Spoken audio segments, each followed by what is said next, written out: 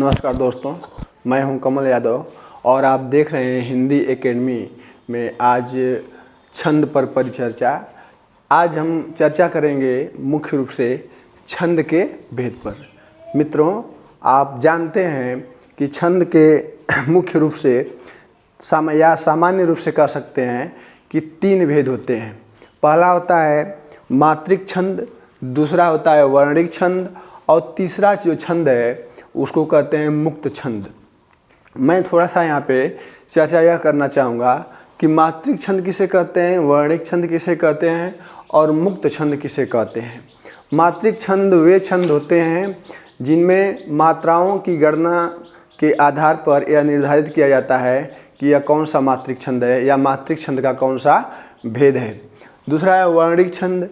वर्णिक छंद के अंतर्गत मात्राओं की नहीं, मात्राओं के स्थान पर हम वर्णों की गणना करते हैं और उसके आधार पर निर्धारित करते हैं कि कौन सा वर्णिक छंद है। तीसरा है मुक्त छंद। यह आधुनिक समय में छायावादी कवि निराला जी, सूर्यकांत त्रिपाठी निराला जी के द्वारा इसका प्रवर्तित किया गया है। या आप यह कह सकते हैं कि मुक्त छंद के उद्गाता, प्रवर्तक या संस्थापक सूर्यकांत त्रिपाठी निराला जी हैं। मुक्त छंद को रबर छंद, केचुआ छंद इत्यादि नामों से भी जाना जाता है। अब हम चर्चा करेंगे मात्रिक छंद की। मात्रिक छंद के भी 3 भेद होते हैं। एक सममात्रिक छंद, वर्णिक छंद, मात्रिक छंद, अर्धसम मात्रिक छंद और विषम मात्रिक छंद। उसी प्रकार से वर्णिक छंद के भी भेद होते हैं। समवर्णिक छंद, अर्धसमवर्णिक छंद और विषम वर्णिक छंद। अब हम क्रम से चर्चा करने जा रहे हैं आपके सामने विशेष तौर पर सममात्रिक छंद पर या मात्रिक छंद पर। तो मात्रिक छंद के अंतर्गत मैंने आप लोगों को बताया है कि मात्रिक छंद के 3 भेद होते हैं। सममात्रिक छंद, अर्धसममात्रिक छंद और विषम मात्रिक छंद। और सममात्रिक छंद के अंतर्गत जो है आपके निम्नलिखित छंद हैं जो आप देख सकते हैं। पहला छंद है चौपई, जिसको क्या कहते हैं, चौपई।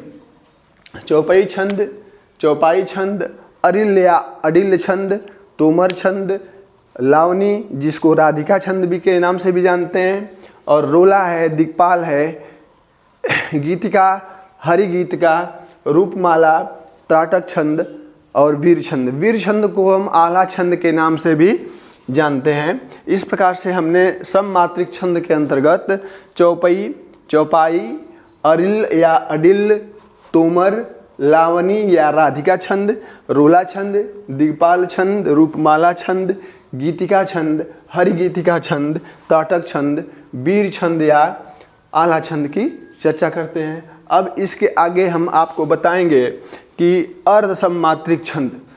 मित्रों, अर्धसममात्रिक छंद वे छंद होते हैं कि चूँकि आप जानते हैं कि छंद के 4 चरण होते हैं। तो जहाँ पर सम चरणों में यानी दूसरे और चौथे चरण में मात्राओं की संख्या समान हो और तीसरे और पहले चरण में मात्राओं की संख्या एक समान हो, तो ऐसे छंद को, ऐसे मात्रिक छंद को अर्धसममात्रिक छंद कहते हैं। और अर्धसममात्रिक छंद के अंतर्गत आपके आते हैं कौन कौन से, बरबय, दोहा, सोरठा और उल्लाला। ये 4 छंद, बरबय, दोहा, सोरठा और उल्लाला, ये अर्धसममात्रिक छंद के अंतर्गत रखे गए हैं।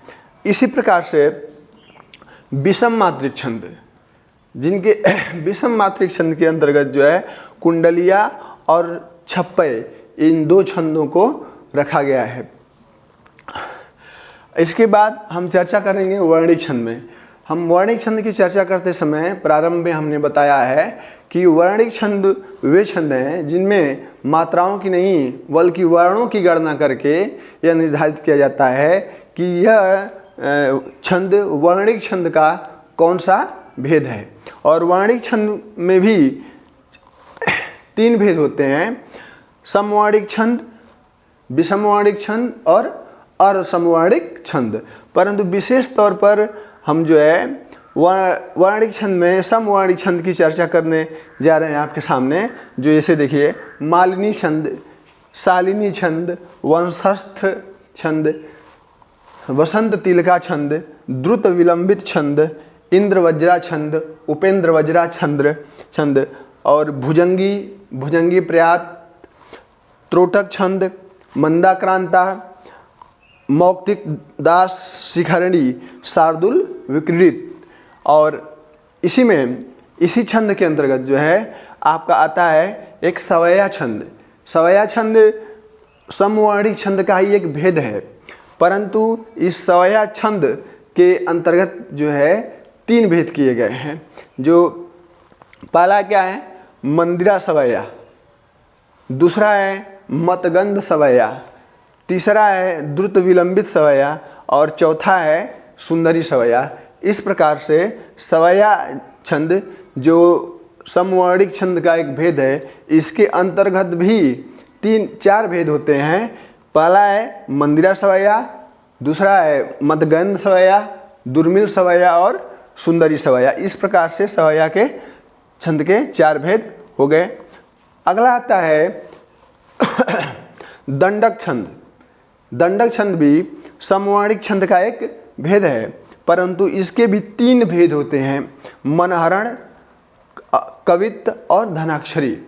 अब धनाक्षरी में जो है, धनाक्षरी समवर्णिक छंद में के 2 भेद होते हैं, रूप धनाक्षरी और देव धनाक्षरी। मित्रों, हमने छंद के भेद पे चर्चा किया है, जो कि मैं आपके सामने प्रस्तुत किया हूँ। मात्रिक छंद, वर्णिक छंद और मुक्त छंद। तो मात्रिक छंद में मात्राओं की गणना की जाती है, वर्णिक छंद में वर्णों की गणना की जाती है और मुक्त छंद आधुनिक युग के कवि जो छायावाद के प्रमुख कवि रहे हैं, सूर्यकांत त्रिपाठी निराला जी, उनको इसका उद्गाता कहा जाता है और इस छंद को केचुआ छंद या रबड़ छंद के नाम से भी जानते हैं। और इस प्रकार से मैंने छंद पर एक विशेष चर्चा की है, इसके भेद पर, उपभेद पर। इसके आगे हम आपको बताएंगे कि मात्राओं की गणना किस तरह से की जाती है और इसके अंतर्गत कितने, कहाँ पे यति होती है, कहाँ पे अर्ध सममात्रिक छंद होता है, कहाँ पे विषम मात्रिक छंद होता है। इसकी चर्चा हम क्रम से अगले वीडियो में करेंगे।